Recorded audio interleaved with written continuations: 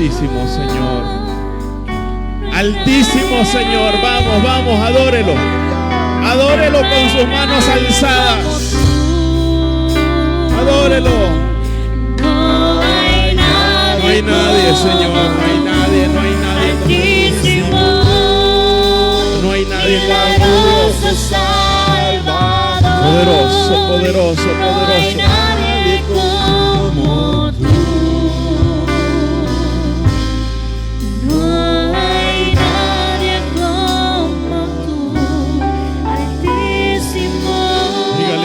Con sus manos alzadas, dígale: Altísimo Señor, Altísimo Dios, Altísimo Señor. No hay nadie como tú, Altísimo. Dígale con su voz fuerte: milagroso Salvador. Como tú, no hay nadie como tú, Altísimo, milagroso Salvador. No hay nadie, no hay nadie, no hay nadie como tú, Señor.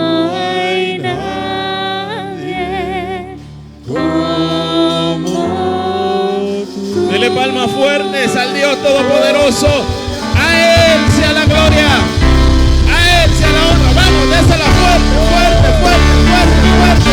Fuertes al Dios Todopoderoso. Vamos, vamos, vamos, no se canse.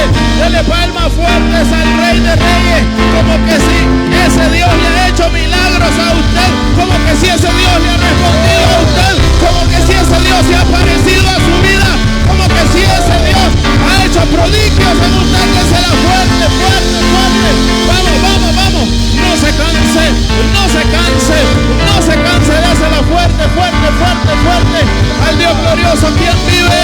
¿Quién vive? ¿Quién vive? ¿Quién vive? ¡Aleluya! ¿Quién es el que vive? A su nombre, dígalo, dígalo, dígalo, dígalo. A su nombre, a su nombre, a su nombre. Aleluya. Y a su pueblo, y a su pueblo. El pueblo que se levanta, que está de pie, que está activo. A su pueblo. Aleluya, désela fuerte al Señor. No hemos terminado, no hemos terminado. Désela fuerte. Grito de júbilo, grito de júbilo, grito de guerra, grito de guerra, grito de victoria, victoria, diga victoria, victoria, victoria. Aleluya. Poderoso el Señor. Sacuda al que está a su lado. Sacúdalo. Aleluya. Despiértate, dígale. Mañoso, mañosa, despiértate, dígale. Aleluya. Poderoso es el nombre del Señor. Bendito, dígale pues, despiértate. Aleluya, bendito es el Señor. Somos una iglesia pentecostés. ¿Cuántos lo creen? Somos una iglesia pentecostés. Y tenemos que estar metidos en el fuego del Espíritu Santo. Tenemos que estar metidos en la unción. Bendito Dios por los que vinieron. Tal vez verán algunas tomas los que están conectados, que la iglesia no está tan llena, pues estamos experimentando un eje de vaguada en la nación que va a durar 72 horas y ya llevamos alrededor de 24 horas. Entonces la lluvia no va a cesar en al menos 48 horas más, y entendemos que hay hermanos que por la lluvia no están con nosotros, pero están conectados. Amén.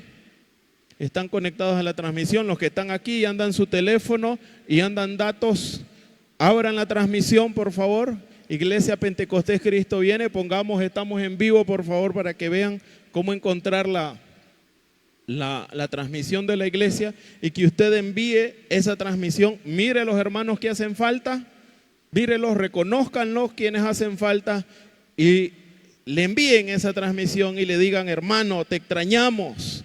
Sabemos que por una u otra razón no estás con nosotros, pero acompáñanos en el Espíritu a través de las redes en esta transmisión. Aleluya. ¿Cuántos están en victoria? Bendito es el nombre del Señor. Bendecimos a los que nos ven a la distancia entonces. Bendito es el nombre del Señor. Aleluya. Muy bien. Estamos a una semana de que celebramos el Pentecostés. ¿Cuántos lo recuerdan?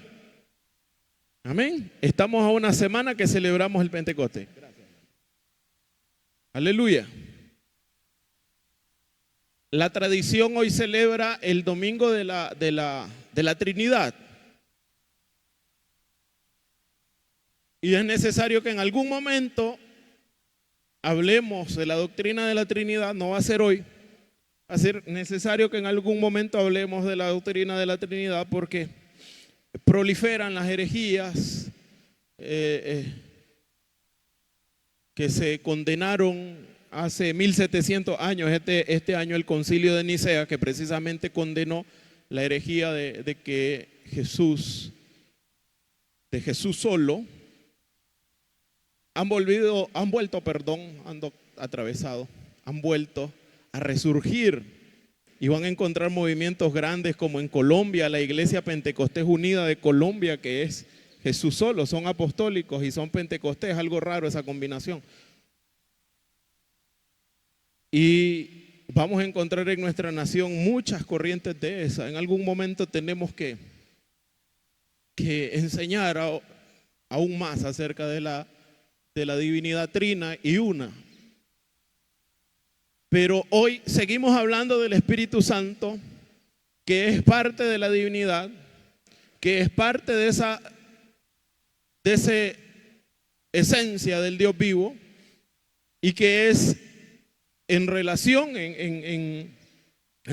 con la humanidad. Eso se llama la economía de la Trinidad, es la manera como la divinidad se relaciona con nosotros. Primero el Padre como creador, Jesús como Salvador y el Espíritu Santo como el Paráclitos, como el Consolador, como el Abogado, como el Mediador, como el Guiador. Amén, ¿están aquí con nosotros? Entonces hoy vamos a seguir hablando del Espíritu Santo. El pastor el domingo nos llevó a través del discurso de Pedro, nos llevó a través de la profecía de Joel. Si no lo han visto, todavía lo pueden ver en la página de Facebook. Nos llevó en su mensaje a la respuesta de los apóstoles ante aquel hecho maravilloso de Pentecostés. Y hoy quiero seguir ese espíritu de la predicación del pastor para que veamos qué es lo que tenemos que hacer después de Pentecostés. Porque Pentecostés no es un acontecimiento anual como un cumpleaños, que un cumpleaños llega y lo celebramos y ya está, ¿sí o no? Al día siguiente del cumpleaños solo nos queda arreglar la casa, tal vez porque quedó desarreglada, pero 2 o 3 días después ya no hay movimiento en aquella casa, ya no hay movimiento de cumpleaños, ya no hay movimiento de nada.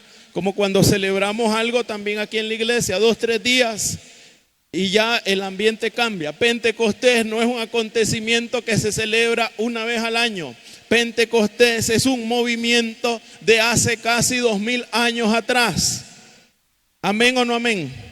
Que sigue vigente hasta el día de hoy y que nosotros como iglesia Pentecostés, como iglesia heredera de esta doctrina, de esta tradición teológica surgida a principios del siglo pasado y que se nos ha sido transmitida hasta el día de hoy por nuestros pastores que la recibieron hace hace casi 60 años atrás, allá por el año, nuestro pastor por el año 65, cuando era niño ya su familia se convirtió y él conocía de este movimiento de primera mano. Recientemente salidos de las asambleas de Dios, una nueva misión con esa doctrina pentecostés y que Él nos ha transmitido a nosotros también. Entonces, es necesario que como iglesia pentecostés sepamos qué debemos de hacer después del fuego de Pentecostés. ¿Qué continúa? Y para eso quiero que recordemos primero las palabras de Jesús en Hechos capítulo 1, verso 8, porque Jesús lo dice. Dice Jesús que va a venir un poder, que va a venir un fuego, que va a venir una unción, ¿sí o no? Jesús lo dice, vendrá un fuego. Esto se lo saben ustedes de memoria. Sin embargo, aquí va a aparecer Hechos 1:8. Dice, y recibiréis poder cuando haya venido sobre vosotros el Espíritu Santo y me seréis, ¿qué? Me seréis testigos. Esto lo prediqué hace algunas semanas. Me seréis testigos en Jerusalén, en Judea, en el resto de Judea, en Samaria, y hasta lo último de la tierra. Jesús dice que viene después del fuego. ¿Qué viene después del fuego, amados hermanos? Pregúntele que está a su lado, ¿qué viene después del fuego? ¿Ah? ¿Qué viene después del fuego? Después del fuego viene la marcha. Después del fuego vienen las naciones. Después del fuego viene hasta lo último de la tierra. ¿Cuántos lo creen así? Jesús lo dijo. Y veamos qué hizo la iglesia después del fuego. Vayamos a Hechos capítulo 2, versos 42 al 47. Cuando lo tengan me dicen amén. Hechos capítulo 2, versos 42 al 47. ¿Lo tienen? Leemos la palabra del Señor. Esta vez sí, pongámonos de pie, honrando al Padre, al Hijo y al Espíritu Santo. Y dice la letra de la siguiente manera: y perseveraban en la doctrina de los apóstoles y en la comunión unos con otros y en el partimiento del pan y en las oraciones. Y sobrevino temor a toda persona y muchas maravillas y señales eran hechas por los apóstoles. Todos los que habían creído estaban juntos y tenían en común todas las cosas y vendían sus propiedades y sus bienes y las repartían a todos según la necesidad de cada uno, y perseverando unánimes cada día en el templo y partiendo el pan en la casa, comían juntos con alegría y sencillez de corazón, alabando a Dios y teniendo favor con todo el pueblo. Y el Señor añadía cada día a la iglesia los que habían de ser salvos. Amén. Puede sentarse. ¿Y ahora qué? Pudieron decir los discípulos. ¿Ahora qué hacemos después de Pentecostés? ¿Ahora hacia dónde vamos? Y fíjense bien que el Espíritu Santo lo fue guiando, el Espíritu Santo lo fue transformando, porque aquel Pentecostés ya no más fue como el Shavuot, así se llama la fiesta hebrea. Shavuot, la fiesta de las primicias, lo mencionaba el pastor el domingo pasado, y lo siguen celebrando los judíos hasta el día de hoy como un acontecimiento anual, las primicias. Pero para los apóstoles ese Pentecostés ya no fue un acontecimiento anual, no fue un acontecimiento, un evento, sino que fue un instante, fue una experiencia, fue una vivencia, fue el contacto de Dios mismo con la humanidad, que transformó a aquellos apóstoles que estaban temerosos, que estaban llenos de temor, metidos durante 9 días en aquel aposento alto que aún existe el día de hoy. Ojalá Dios quiera que no le caiga una bomba y podamos ir a conocer algún momento. Existe hasta el día de hoy. Estaban metidos en ese aposento alto con miedo. Y fueron transformados de hombres temerosos, de hombres y mujeres, porque habían hombres y mujeres temerosos escondidos, a hombres y mujeres que dice la Escritura que tenían el favor de todo el pueblo, que tenían el favor de toda la ciudad, que por esos 120 que estaban allí sobrevino gran temor a toda persona. Fueron transformados de miedosos a personas. La Biblia Reina Valera tiene una palabra y dice denuedo, que predicaban el evangelio con denuedo. ¿Qué es el denuedo? Es hablar con liberalidad, es hablar con libertad, es hablar sin miedo de la palabra del Señor. Aquellos hombres y aquellas mujeres fueron transformadas. Lo que sucedió entonces en el aposento alto debía de extenderse a las calles, debía de extenderse a las casas, debía de extenderse a las naciones, y ellos lo sabían muy bien. Sabían que eso era un poder para sacarlo a todo mundo.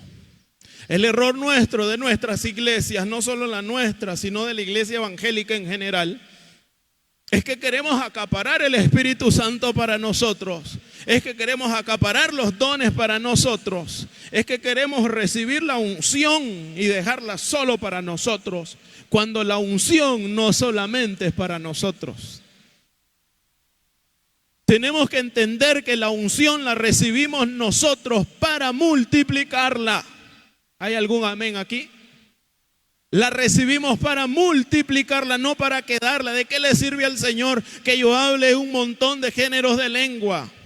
¿De qué le sirve al Señor de que yo tenga don de discernimiento de espíritu si no hablo? ¿De qué le sirve al Señor de que yo pueda interpretar lenguas, pero cuando escucho una lengua no la interpreto? ¿De qué le sirve al Señor que yo tenga el don de sanidad si usted no va a poner sus manos sobre los enfermos?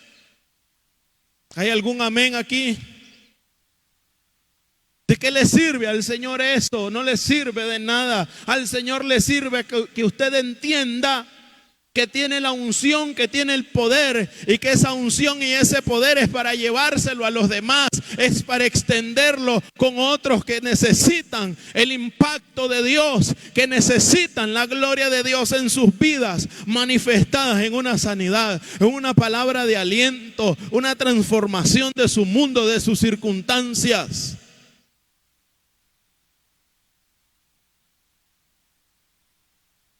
Como líderes tuvimos 3 días de oración desde el viernes.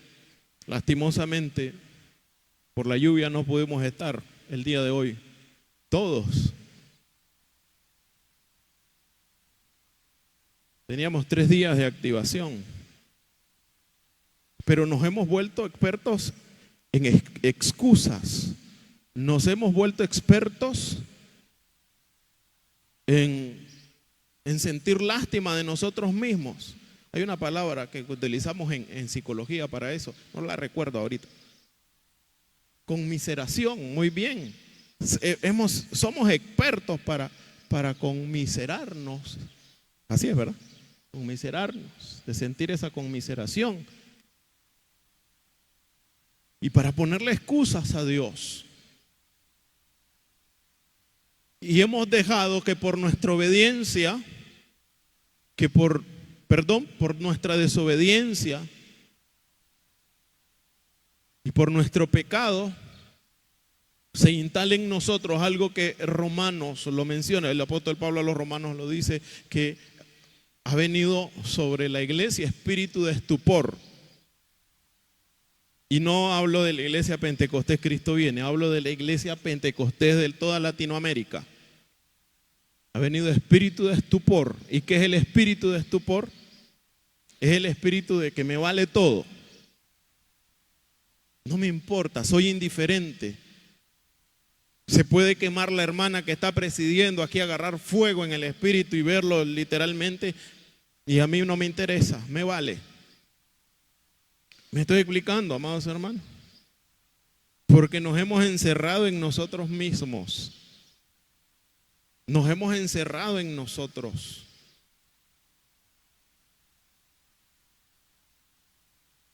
Nos hemos encerrado en lo que yo voy a recibir y nos hemos convertido en simplemente usuarios de la iglesia,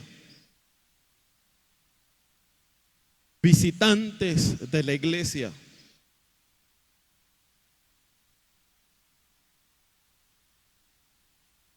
Nos hemos convertido en religiosos, en que venimos solamente el domingo y con eso nos basta y nos sobra. Cuando el domingo simplemente es el entrenamiento intensivo de 2 horas para que usted vaya a batallar 7 días de la semana allá afuera, para que usted lleve el evangelio los 7 días de la semana en su casa, en su barrio. Porque usted no es cualquier cosa, déjeme decirle. Usted no es un usuario de la iglesia, usted es un hijo de Dios. Amén.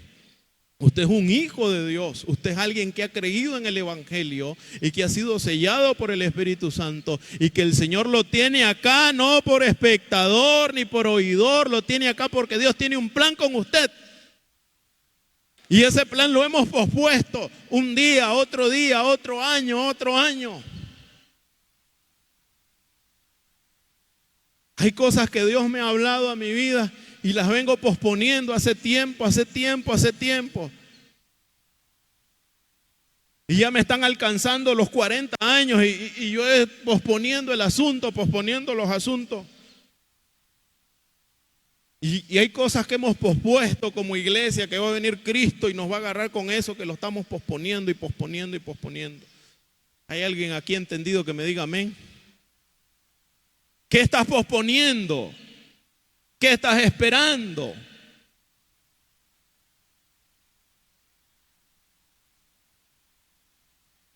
Cuando viene el fuego a tu vida, el fuego te tiene que transformar, te tiene que cambiar. Moisés se enfrentó al fuego de aquella zarza, le puso excusas al Señor, le puso excusas al fuego y sus excusas no fueron válidas delante del Señor.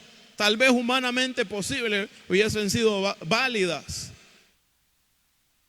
Le dijo, no, Señor, es que él estaba con miedo porque Faraón lo andaba buscando, tenía una orden de captura y si llegaba a Egipto se lo echaba. Pero él dice, no, Señor, yo soy tartamudo, manda a otro. No, Señor, mira esto, mande a otro. Se expuso al fuego, una prefiguración del Espíritu Santo y de la obra de Pentecostés, y fue convertido, fue transformado y fue cambiado a tal punto, dice la Escritura, que no ha habido profeta como Moisés. ¿Hay alguien aquí conmigo que me diga aleluya?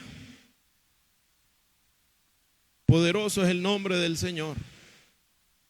Después del fuego, entonces, tenemos que entender que viene la marcha, que tenemos que marchar, que tenemos que avanzar, que no tenemos que quedarnos quietos,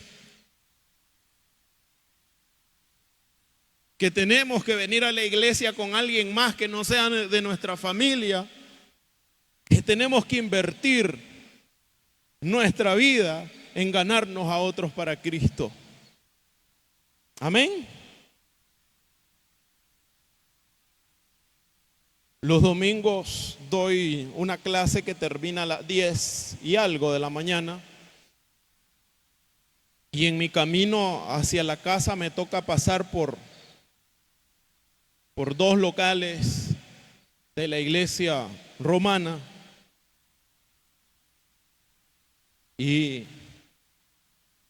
los 2 domingos que me he fijado, el domingo anterior y estaban llenas, con gente que lleva sillas y pone sus sillas afuera en el atrio.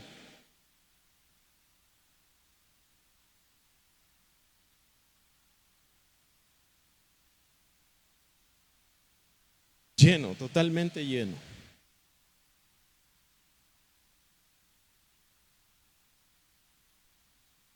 Y no les voy a decir Dios me habló, Dios me dijo,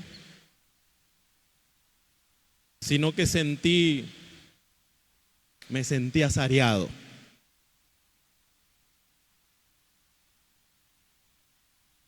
Amén. Me sentí azareado. Porque nosotros predicamos la palabra de Dios viva y eficaz y verdadera. Nosotros predicamos, nosotros verdaderamente somos la columna y baluarte de la verdad.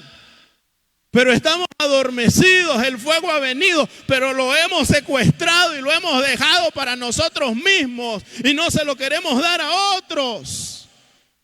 Y el que viene lo corremos.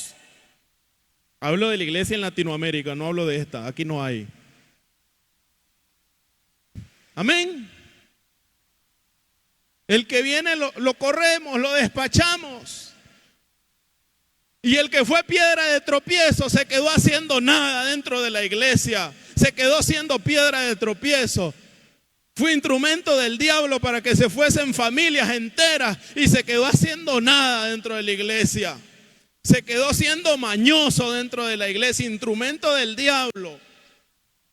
Y el resto de la iglesia, bien, gracias. Sentí vergüenza por mí mismo ver aquel local lleno, que le están hablando a la gente algo que no es lo correcto, que no es lo verdadero, algo que no trae vida, algo que los mantiene atados, y la gente voluntariamente lleva sus sillas y se sienta a escuchar bagazo. Y usted que predica la palabra de verdad, ¿cuántos predican la palabra de verdad? Levanten la mano, quiero verlos, pónganmelos en panorámica ahí en las manos levantadas. ¿Cuántos predican la palabra de verdad? Los que no la levantan, ¿qué predican? Cuentos, fábulas, tonteras. Cuentos de que hay ángeles en este cielo y en el otro cielo. No, usted predica la palabra de verdad, que Jesús sana, salva, libera y que tiene que haber una transformación real y verdadera en los corazones de las personas para que puedan ser inscritos en el libro de la vida. Alguien diga amén. Eso es lo que predica la iglesia Pentecostés Cristo viene. Eso es lo que deberíamos de predicar todos nosotros. Ese es el resultado del fuego de Pentecostés. Ese es el resultado de aquel fuego que cayó hace casi 2000 años y que nosotros debemos de predicarlo. Aleluya. Verso 42.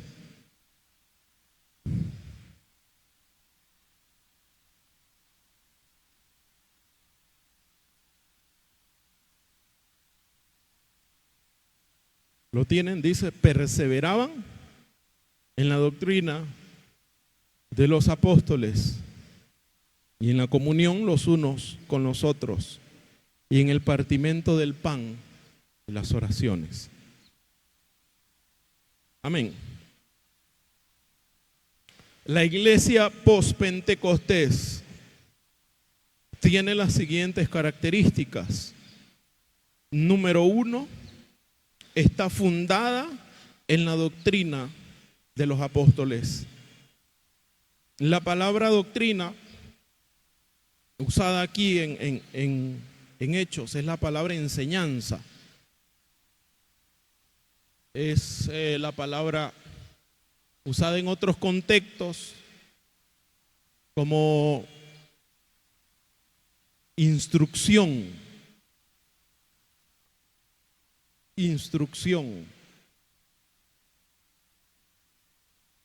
Ayer mi hermana Imelda nos recordaba un texto bíblico en Hebreos capítulo 5, versículo 12. Versículo 12, que nos recordaba o que nos recuerda de que nosotros debemos de estar firmes en la doctrina de los apóstoles y que tenemos que avanzar más allá cuando una vez tengamos la firmeza de la doctrina. La iglesia que sabe que el fuego ha descendido persevera en la enseñanza apostólica, en la enseñanza de que Cristo, de que creemos en un Dios que nos ama, de que hemos pecado y ese pecado nos separa de Dios, que la respuesta del pecado del hombre es que Jesús se hizo carne y que murió por nosotros, que nosotros tenemos que pedir perdón por nuestros pecados y reconocer a Cristo como único y suficiente Salvador. Además de la doctrina básica y fundamental que lo dice, creo que el verso siguiente dice cuál es la doctrina, pero aquí dice, leamos: porque debiendo ser ya maestro después de tanto tiempo, tenéis necesidad de que se os vuelva a enseñar cuáles son los primeros rudimentos de la palabra, y habéis llegado a ser tales que tenéis necesidad de leche y no de alimento sólido. Siguiente versículo, por favor. Y todo aquel que participa de la leche es inexperto en la palabra de justicia, porque es niño. Siguiente versículo. Pero el alimento sólido es para los que han alcanzado madurez, para los que por el uso tienen los sentidos ejercitados en el discernimiento del bien y del mal. Tenemos que ejercitar nuestros sentidos. Perseverar en la doctrina apostólica es que nosotros ya no tenemos necesidad de leche, sino de alimento sólido, que ya nosotros discernimos entre el bien y el mal. Amén. Perseveraban. No se basaba aquello entonces en emociones. Su experiencia no estaba basada en las emociones. De aquellos 120 que el mismo día se convirtieron en ¿cuánto? ¿Cuánto fue el número de la iglesia el día de Pentecostés? Pasaron de 120 ¿a cuánto? A 5,120. Amén. 5,000 en la primera predicación.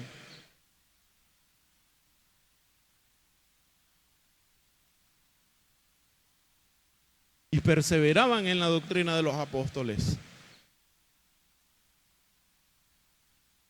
Obviamente no todos eran de Jerusalén, por eso surgieron comunidades en todo el imperio romano, porque estaban los judíos allí de todo el imperio. Y de los 5,000 que se convirtieron, muchos se fueron para sus hogares, llevando la palabra del Señor, pero perseveraban en la doctrina apostólica. La llenura del Espíritu Santo no elimina la necesidad de la enseñanza, sino que la potencia. Hace que sea más potente la enseñanza doctrinal, la enseñanza apostólica. Una iglesia que ha sido expuesta al fuego de Pentecostés es una iglesia viva en comunión, como lo dice el verso 42. Que perseveraban en la comunión unos con otros, en el partimento del pan. Pentecostés nos hizo una familia espiritual. El verso 44 al 46 también lo señala. Todos habían creído, todos los que habían creído estaban juntos y tenían en común todas las cosas. Se habían convertido en una familia. Amados hermanos, nosotros somos una familia. Los que estamos aquí somos una familia. Por muy diferente que seamos, por muy diferente que creamos en que Estelí se llama Piedras Rojas en el original, o que no se llama así. No sé si me logro explicar. Muy diferente de que creamos de que es mejor los pantalones que las faldas. Es muy diferente en que creamos en otras cosas. Somos una familia. Todos los que estamos aquí somos una familia. Mírese, por favor. Mire alrededor. Todos los que estamos aquí somos una familia. Somos familia todos. Y la Biblia va más allá de eso. Oiga bien, la Biblia va más allá de eso, y la Biblia dice que somos miembros de un mismo cuerpo. Amén. Muy probablemente yo sea la uña y usted sea el ojo de ese cuerpo. Pero si la uña se la golpea a usted, le duele todo el cuerpo. ¿Sí o no? Amén. ¿Quién se ha golpeado la uña del dedo chiquito del pie? ¿Ah? ¿Qué le dolió? Sentía que el dolor le llegaba hasta las costillas, ¿verdad? Miró borroso cuando se dio. Miró turbio, los ojos no le funcionaron. Sintió que se ahogaba, que no podía respirar. Mi esposa es bien valiente. Dice que una vez se dio el dedo chiquito y el dedo chiquito le hizo un ángulo de 90 grados para acá del golpe y se lo agarró y se lo compuso. Yo no sé si en el nombre de Jesús, pero se lo compuso. Porque es que cuando un miembro, aunque sea chiquito, está golpeado, todo el cuerpo tiene que trabajar para que ese miembro vuelva a la normalidad. Amén. Yo no lo hubiera hecho. Yo me hubiera tirado al suelo con el pie para arriba. Ayúdame, le hubiera dicho, llévame al hospital. Pero ella se lo compuso y le quedó bueno. ¿Me estoy explicando? Cuando un miembro se duele, todos nos tenemos que doler.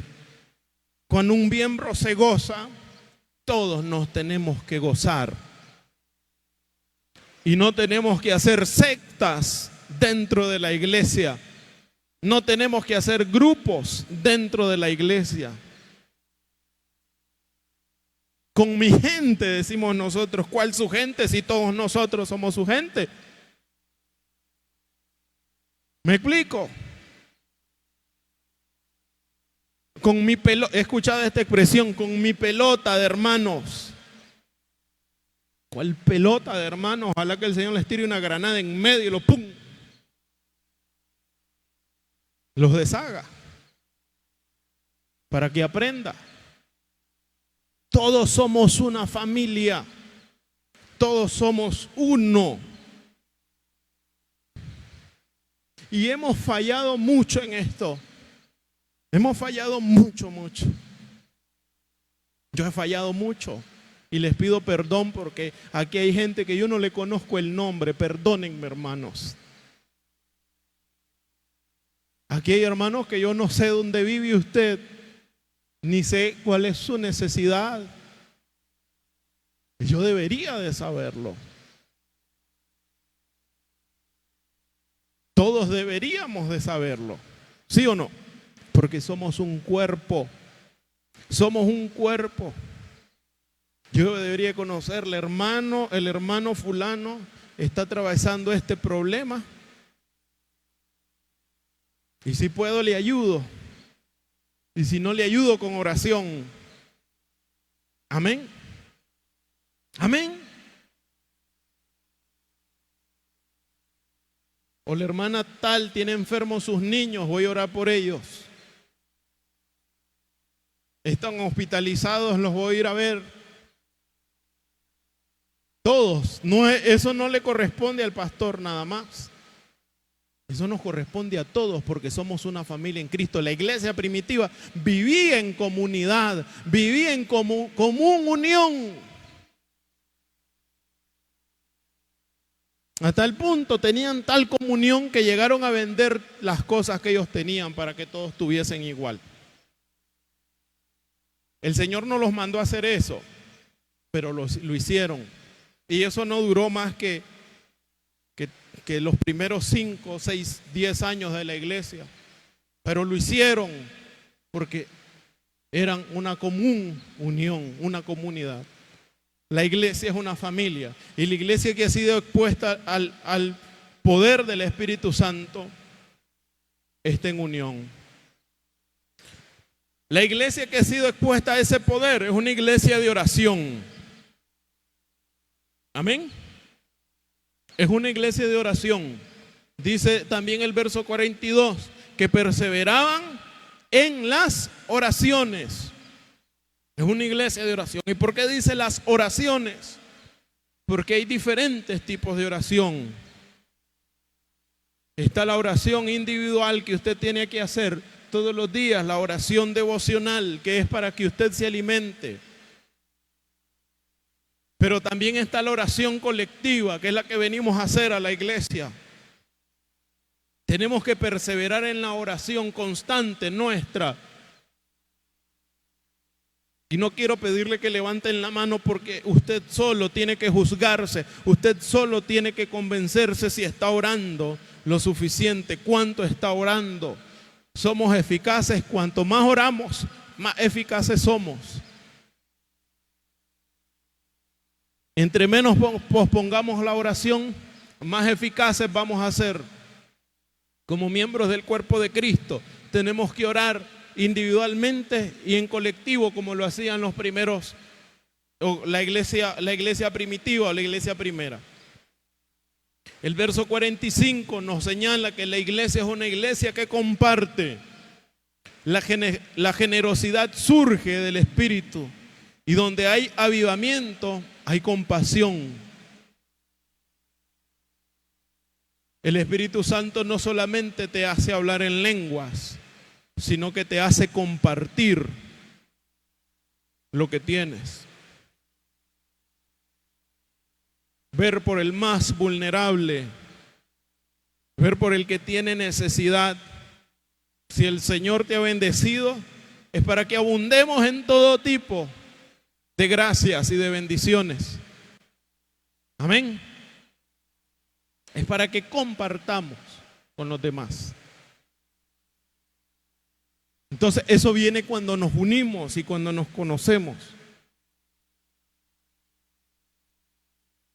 Y se da cuenta que el hermano fulano, el pobrecito, está pasando una situación dura y difícil, y en su casa no hay quien cocine. Tal vez tiene comida ahí en su casa, pero no hay quien cocine, y usted le lleva entonces de los frijolitos que coció, una tacita de frijoles cocidos.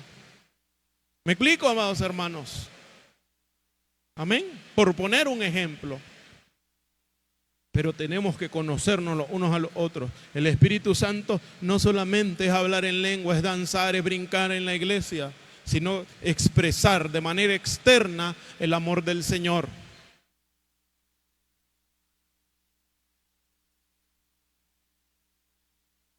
Verso 47, para ir aterrizando, dice así: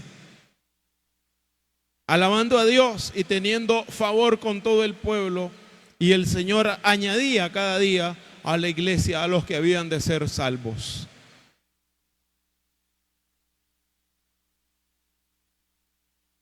La consecuencia más impactante de Pentecostés es el crecimiento diario de la iglesia. Porque el fuego de Dios no es para guardarlo, es para encender otros corazones. Y aquí hay mucha gente que se confunde porque creen que este crecimiento fue por inercia, que se dio solito, porque cayó el fuego y se dio solito. Este crecimiento diario se debió a que aquellos hombres y mujeres temerosos comenzaron a hablar, comenzaron a decir que Cristo amaba a aquellas gentes. Y nosotros ahora lo decimos con estrategia, más suavecito, pero Pablo les dijo: ustedes hace 2 meses atrás mataron al justo, mataron al santo. Ustedes se entregaron al Mesías, al poder romano, a los impíos, le dice Pedro. Y aquella multitud se compungió de corazón y le dijeron a Pedro: varones, hermanos, ¿qué haremos ahora? ¿Y qué les respondió Pedro? Arrepiéntanse y bautícense. Amén. Fue el crecimiento diario de la iglesia, fue el efecto de gente llena del poder y el fuego del Espíritu Santo que se fueron a compartir esa palabra. Pedro no predicaba en toda la ciudad. Pedro no iba casa por casa, no podía. Pero los 120 sí lo hacían. Los 120 sí predicaban. Los 5,000 que se convirtieron se fueron de Israel a predicar la palabra del Señor a sus lugares de orígenes. Así también nosotros tenemos que predicar la palabra de Dios. Tenemos que evangelizar. Y este es un reto que a veces sentimos bien difícil. Que sentimos muy difícil. La iglesia en Pentecostés es una iglesia en misión constante. A veces nosotros sentimos miedo al evangelizar. Seamos sinceros y levantemos la mano los que sentimos miedo y lo sentimos difícil. Levantémosla. Quiero ver las manos, seamos sinceros. Sí, la mayoría lo sentimos miedo a evangelizar. Porque sentimos miedo a que nos rechacen. Sentimos miedo a que nos azareen. Pero no nos pueden matar.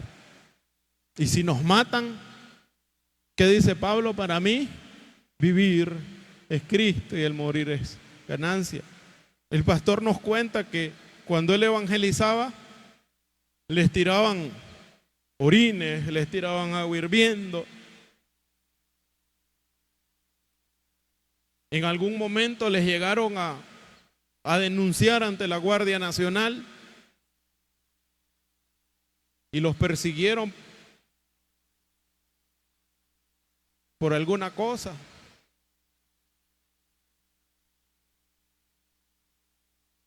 Pero a nosotros no nos van a denunciar por predicar el evangelio. Y puede que le echen agua, pero la ropa se seca.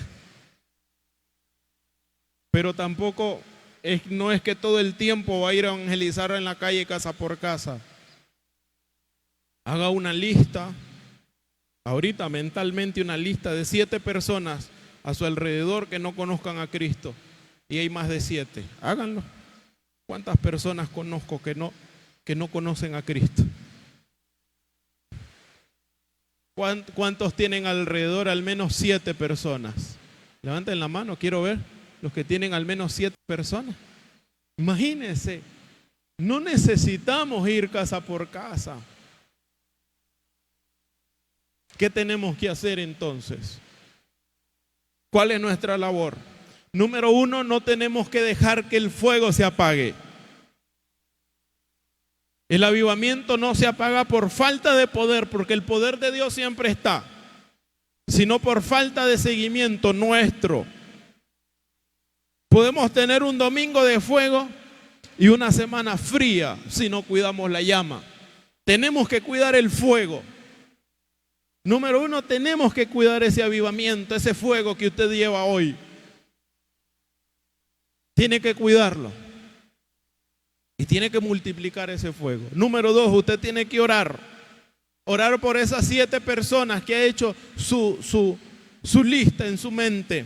Llegue a su casa y anote en su libro de oración, en su cuaderno de oración, en su libreta de estudio bíblico. Y si no la tiene, vaya, compre una para que estudie la palabra y escriba allí. O en su teléfono, en sus notas de su teléfono o de su computadora. Usted haga la lista, escríbala. Escribe esa lista. Y comience a orar por esas 7 personas. Ore por ellas todos los días. Muy probablemente sean sus hijos, muy probablemente sean sus hermanos, su mamá, su papá. Ore por ellos para que la luz del evangelio los alcance. Pero ore con fuerza, con fuego, con poder. Y mientras usted ora por ellos para que el Señor los toque, ore por usted también y dígale al Señor: Señor, quíteme el miedo, quíteme la vergüenza y deme una palabra eficaz para llevársela a esa persona. Amén. ¿Cuántos lo quieren hacer? ¿Cuántos lo quieren hacer? Al fin y al cabo, esa es la misión de la iglesia. Mateo capítulo 28, versos 19 y 20 dice: por tanto, toda potestad me ha sido dada en el cielo y en la tierra, por tanto, id y haced discípulos a todas las naciones. Esa es la misión de la iglesia. Esa es nuestra misión. Eso es lo que tenemos que hacer como iglesia. Esa es nuestra tarea como iglesia.